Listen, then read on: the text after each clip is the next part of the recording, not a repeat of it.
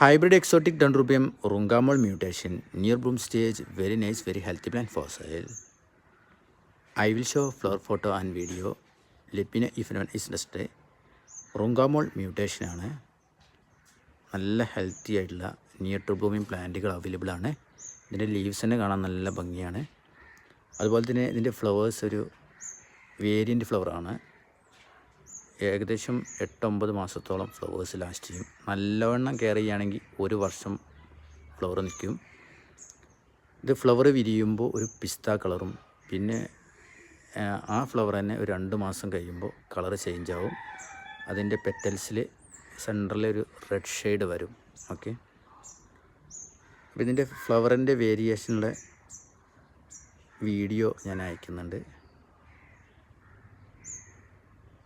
നല്ല ഹെൽത്തി ആയിട്ടുള്ള പ്ലാന്റുകൾ അവൈലബിൾ ആണ്. താല്പര്യമുള്ളവർ കോൺടാക്റ്റ് ചെയ്യുക. Okay, thank you.